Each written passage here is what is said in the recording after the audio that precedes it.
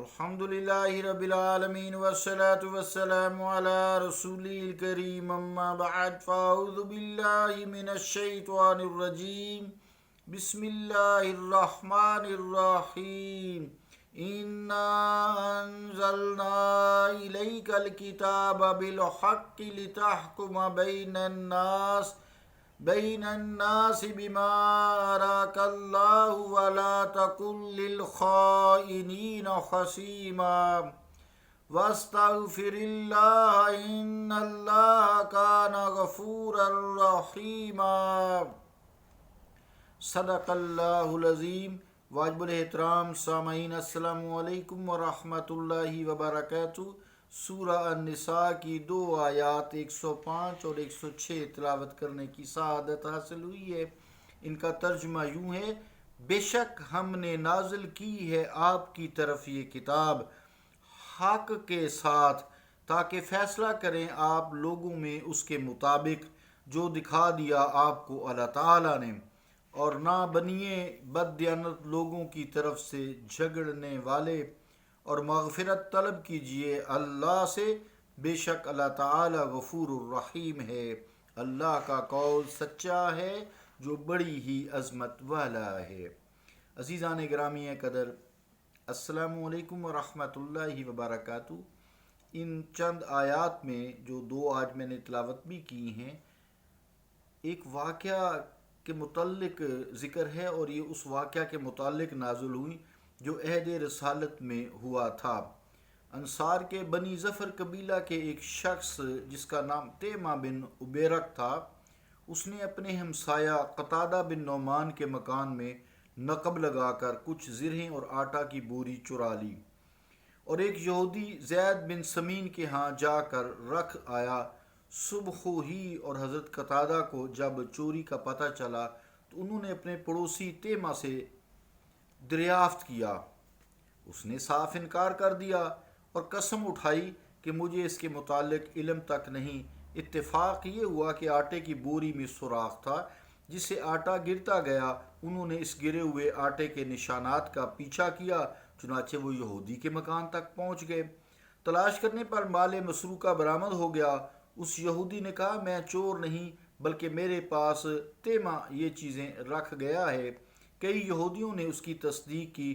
تیمہ کے قبیلہ والوں نے کہا، چلو نبی کریم علیہ السلام کی خدمت میں چلیں۔ چنانچہ سب حاضر ہوئے۔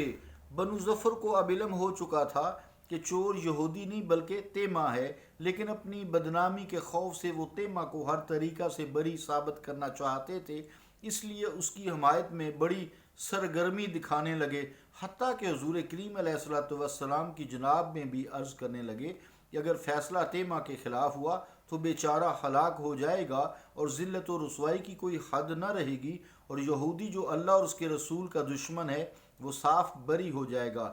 حضور کریم علیہ السلام کو بھی خیال گزرا کہ بنی ظفر ہیں چونکہ مسلمان ہیں، سچے ہوں گے۔ چنانچہ کوئی فیصلہ صادر ہونے سے پہلے اللہ تعالیٰ کی وحی پہنچ گئی جس سے حقیقت حال آشکارا ہو گئی۔ ارشاد ربانی ہوا، ہم نے یہ کتاب حق کے ساتھ اتاری ہے تاکہ آپ اس علم یقینی کے مطابق فیصلہ صادر فرمایا کریں، اور جو آپ کے رب کی طرف سے عطا فرمایا گیا ہے۔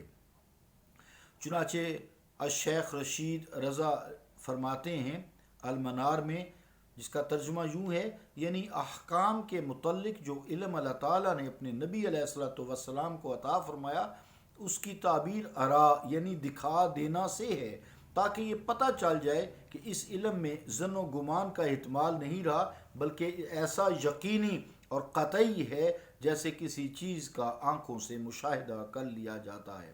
عزیزان گرامی قدر، آپ خود فیصلہ فرمائیں کہ جس ذات قدسی کی یہ صفات ہوں، اس کے سامنے آنے والے ہر حجاب کو اٹھانے والا اللہ تعالیٰ ہو، اس کے علم وسیع پر ہم جیسوں کو کوئی زیب دیتا ہے کہ اعتراض کرتے پھریں۔ اللہ تعالیٰ ہمیں ہدایت عطا فرمائے، اور جو لوگ آپ کے علم پر اعتراض کرتے ہیں انہیں ہدایت عطا فرمائے۔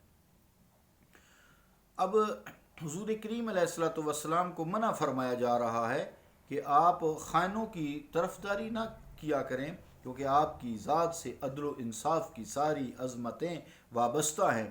انصاف کرتے وقت یہ دیکھنا کہ مسلمان کون ہے اور یہودی کون ہے، آپ کی شان سے میرے حبیب بہت فروتر ہے۔ لیکن اس نہیں سے کسی کو عزیزان گرامی قدر یہ غلط فہمی نہ پیدا ہو جائے کہ معاذ اللہ حضور کریم علیہ الصلوۃ والسلام نے خانوں کی طرفداری کی تھی، ایسا موقع ہی نہیں آیا، وہی ہو گئی، اور نہ آپ کے ذہن شریف میں یا دل شریف میں کوئی خیال گزرا ہے، اس لیے آپ کو منع کیا گیا، ایسی کوئی بات نہیں تھی۔ بلکہ اس کا مطلب یہ ہے کہ جیسے میرے حبیب پہلے آپ نے کسی خائن کی، خیانت والے کرنے والے کی طرفداری نہیں کی، ایسے آئندہ بھی طرفداری نہ کرتے رہیے، یہ اس کا مطلب ہے۔ چنانچہ پیر کرم شاہ صاحب رحمۃ اللہ علیہ حضرت مولانا تھانوی کے حوالے سے اس آیت کے ضمن میں مولانا تھانوی لکھتے ہیں، پس آپ کی حالت اور نہیں کے مجموعہ کا یہ حاصل ہے کہ جیسے اب تک طرفداری نہیں کی، آئندہ بھی نہ کیجیے، اور یہ انتظامات بھی مکمل عصمت نبویہ کے ہیں۔ بیان القرآن۔ عزیزان گرامی قدر، اگرچہ خائن اور چور ایک تھا، لیکن کیونکہ اس کا قبیلہ بنو ظفر اس کی حمایت میں کھڑا ہو گیا تھا، اس لیے سارے قبیلے کو خائن کہا گیا ہے۔ معلوم اس سے یہ ہوتا ہے کہ خائن کی اعانت سے بھی آدمی کا شمار خائنوں میں، یعنی خیانت کرنے والوں میں ہو جاتا ہے۔ تیمہ کا انجام یہ ہوا کہ وہاں سے بھاگ کر مکہ آ گیا، ایک رات وہاں بھی نقب لگا رہا تھا کہ دیوار گر پڑی اور وہ اس کے نیچے دب کر ہلاک ہو گیا۔ آگے جو آیت ہے 106، وَاسْتَغْفِرِ اللَّهَ إِنَّ اللَّهَ كَانَ غَفُورًا رَحِيمًا، تو کس کے لیے استغفار کرنے کا حضور علیہ الصلوۃ والسلام کو حکم ہو رہا ہے؟ امام راضی نے یہاں 3 وجوہات بیان فرمائی ہیں، یعنی ایک یہ کہ تیمہ کے مسلمان ہونے کی وجہ سے اس کی نصرت کا جو ہلکا سا خیال خاطر مبارک میں گزرا تھا، اس سے طلب مغفرت کا حکم مل رہا ہے۔ نمبر 2، تیمہ کی قوم بنی ظفر کی شہادت کے باعث یہودی کو مجرم ٹھہرانے کا جو وہمہ سا ہوا تھا، اس کے متعلق استغفار کا حکم ہوا۔ امام راضی رحمۃ اللہ علیہ فرماتے ہیں کہ اگر یہ وجوہات ہوں تو آپ کا یہ خیال حسنات الابرار سیئات المقربین کی قسم سے ہے کہ آپ کا مقام اتنا عرفہ اور اعلیٰ اور بلند ہے کہ ایسا وہمہ بھی اس کو زیبا نہیں دیتا۔ اور تیسری وجہ امام راضی رحمۃ اللہ علیہ نے یہ ذکر کی ہے، جس کا ترجمہ یہ ہے کہ آپ ان لوگوں کے لیے مغفرت طلب کیجیے۔ یہ معنی بڑا پیارا ہے کہ آپ ان لوگوں کے لیے مغفرت طلب کیجیے جن سے تیمہ کی اعانت سرزد ہوئی ہے، آخر وہ بھی مسلمان ہیں اور آپ کے غلام ہیں، ان کے لیے مغفرت ہے میرے مصطفیٰ طلب کیجیے۔ اللہ تعالیٰ ہمیں دین کو سمجھنے اور اس پر عمل کرنے کی توفیق عطا فرمائے۔ آج چونکہ لمبی بات تھی اس لیے ذرا جلدی میں کی ہے۔ صلی اللہ تعالیٰ علی رسول خیر خلقہ محمد وعلی آلہ واصحابہ اجمعین برحمتک یا ارحم الراحمین۔